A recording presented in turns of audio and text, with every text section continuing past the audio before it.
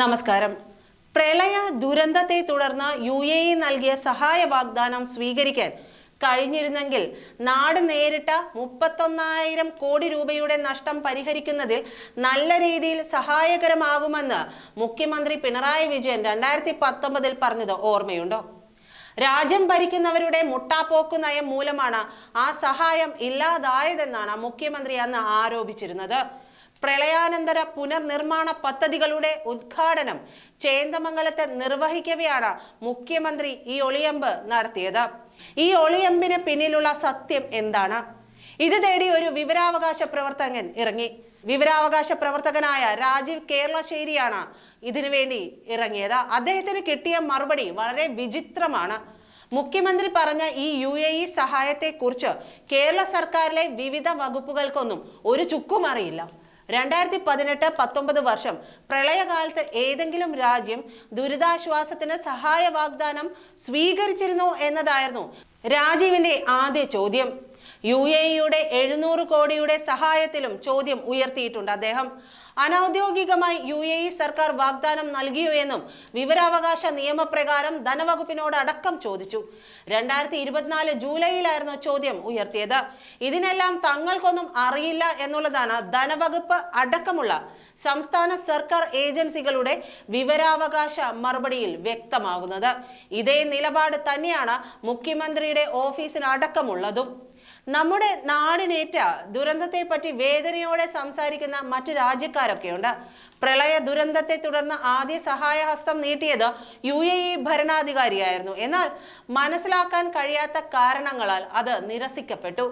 ലോക കേരള സഭയുടെ റീജിയണൽ കോൺഫറൻസിന്റെ ഭാഗമായി UAEയിലെത്തിയപ്പോൾ ദുബായ്, ഫുജൈറ, അബുദാബി തുടങ്ങിയ നഗരങ്ങളിലെല്ലാം UAEയുടെ ഭരണാധികാരികളുമായി സംസാരിച്ചിരുന്നു. ഇവരെല്ലാം ചോദിച്ചത് കേരളം നേരിട്ട ആ ദുരന്തത്തെ കുറിച്ചാണ്.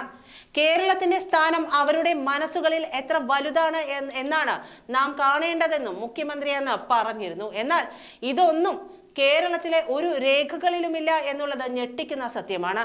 അങ്ങനെ വരുമ്പോഴാണ് മുഖ്യമന്ത്രി പറഞ്ഞത് വസ്തുതയാണോ എന്ന സംശയം ഉടലെടുക്കുന്നത്. കേരളത്തിന് ലഭിക്കേണ്ട 700 കോടി രൂപ മുടക്കിയ ക്രൂരതയുള്ള കേന്ദ്ര സർക്കാർ എന്ന തലക്കെട്ടിലാണ് ഫേസ്ബുക്കിലൂടെ വിവരാവകാശ രേഖകൾ രാജീവ് കേരളശ്ശേരി മുമ്പോട്ട് വയ്ക്കുന്നത്. ഇതിനൊപ്പമുള്ള വീഡിയോയിൽ സർക്കാരിൻ്റെത് പൊള്ളയായ അവകാശവാദമായിരുന്നു എന്ന ചർച്ചയ്ക്കും രാജീവ് തുടക്കമിടുന്നു. ദുരന്ത നിവാരണ വകുപ്പ്, ആസൂത്രണ വകുപ്പ്, റവന്യൂ വകുപ്പ്, ധനകാര്യ വകുപ്പ്, പൊതുഭരണ വകുപ്പ്, മുഖ്യമന്ത്രിയുടെ ഓഫീസ് എന്നിവിടങ്ങളിൽ നിന്നുള്ള മറുപടി രാജീവ് പുറത്തുവിടുന്നുണ്ട്.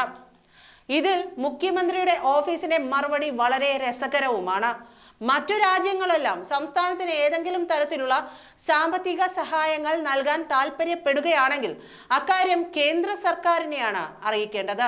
അത്തരം വിവരങ്ങൾ ലഭിക്കുന്നതിന് പൊതു അധികാരി മുമ്പാകെ പ്രത്യേക വിവരാവകാശ അപേക്ഷ സമർപ്പിക്കണമെന്നാണ് ഉപദേശം. അതായത് UAE അറിയിച്ചിട്ടുണ്ടെങ്കിൽ അത് കേന്ദ്രത്തിനെയാണെന്നാണ് പറഞ്ഞു വയ്ക്കുന്നത്. പിന്നെ എങ്ങനെയാണ് കേരളത്തെ എല്ലാം അറിയിച്ചു എന്ന വെളിപ്പെടുത്തൽ വർഷങ്ങൾക്ക് മുമ്പ് മുഖ്യമന്ത്രി പൊതുസമൂഹത്തിൽ പറഞ്ഞതെന്നാണ് ഉയരുന്ന ചോദ്യം. നന്ദി. 2018 കേരളമൊട്ടാകെ പ്രളയം നടന്ന സമയത്ത് പ്രചരിച്ചിരുന്ന ഒരു വലിയ നറേറ്റീവായിരുന്നു കേരളത്തിലെ പ്രളയ ദുരിതാശ്വാസത്തിന് മുഖ്യമന്ത്രിയുടെ ദുരിതാശ്വാസ നിധിയിലേക്ക് 700 കോടി രൂപ നൽകാൻ UAE ഗവൺമെന്റ് തയ്യാറായി കേരളത്തെ അറിയിച്ചു എന്നും കേന്ദ്ര സർക്കാർ അത് മുടക്കി എന്നുള്ളതും. കേന്ദ്ര സർക്കാരിനെതിരെ കടുത്ത പ്രതിഷേധവും വിമർശനവും ഒക്കെ ഉയർന്ന ഒരു സാഹചര്യമായിരുന്നു അന്ന്. പ്രളയം നടന്ന് 6 വർഷം തികയുന്ന ഈ സാഹചര്യത്തിൽ UAE സർക്കാർ കേരളത്തിന് നൽകാമെന്ന് അറിയിച്ച് കേന്ദ്രം മുടക്കിയ 700 കോടിയുടെ വസ്തുത എന്താണ് എന്നറിയുന്നതിനു വേണ്ടി കേരളത്തിലെ വിവിധ സർക്കാർ വകുപ്പുകളിലേക്ക് ഞാൻ വിവരാവകാശ അപേക്ഷ നൽകി. ധനകാര്യ വകുപ്പ്, ആഭ്യന്തര വകുപ്പ്, റവന്യൂ വകുപ്പ്, പൊതുഭരണ വകുപ്പ്, സാമ്പത്തിക ആസൂത്രണ വകുപ്പ്, ദുരന്ത നിവാരണ വകുപ്പ്, മുഖ്യമന്ത്രിയുടെ ഓഫീസ് എന്നിവ എന്റെ വിവരാവകാശ അപേക്ഷയ്ക്ക് നൽകിയ മറുപടി ഇങ്ങനെയാണ്. UAE ഗവൺമെന്റ് കേരളത്തിലെ പ്രളയ ദുരിതാശ്വാസത്തിന് നൽകാം എന്നറിയിച്ചിരുന്ന 700 കോടി രൂപ സംബന്ധിച്ച യാതൊരു രേഖയും ആ ഓഫീസുകളിൽ ലഭ്യമല്ല എന്നുള്ളതാണ്. അതായത് UAE ഗവൺമെന്റ് കേരളത്തിലെ പ്രളയ ദുരിതാശ്വാസത്തിന് 700 കോടി രൂപ നൽകാം എന്നതും വ്യാജമായിരുന്നു. കേന്ദ്രം അത് മുടക്കി എന്നുള്ളതും ഒരു വ്യാജ നിർമ്മിതിയായിരുന്നു.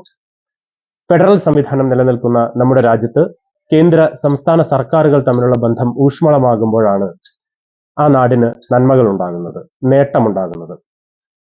കേരളവും കേന്ദ്രവും തമ്മിലുള്ള ബന്ധത്തെ ഇല്ലാതാക്കുന്ന തരത്തിൽ കേരളവും കേന്ദ്രവും തമ്മിൽ ഒരു ആജന്മ ശത്രുതയുണ്ട് എന്നുള്ള തരത്തിൽ ഒരു വ്യാജ നറേറ്റീവ് ഉണ്ടാക്കി അത് പ്രചരിപ്പിച്ച് കേന്ദ്ര സംസ്ഥാന സർക്കാരുകൾ തമ്മിലുള്ള ബന്ധത്തെ ഇല്ലാതാക്കുകയും കേരളത്തിലെ ഒരു വിഭാഗം ജനങ്ങളെയെങ്കിലും അത് വിശ്വസിപ്പിക്കാൻ ശ്രമിക്കുകയും ചെയ്ത വ്യാജ നറേറ്റീവുകൾ നിർമ്മിക്കുന്ന ആളുകളെ തിരിച്ചറിയുക, അത്തരം നിർമ്മിതികളെ ശ്രദ്ധിക്കുക.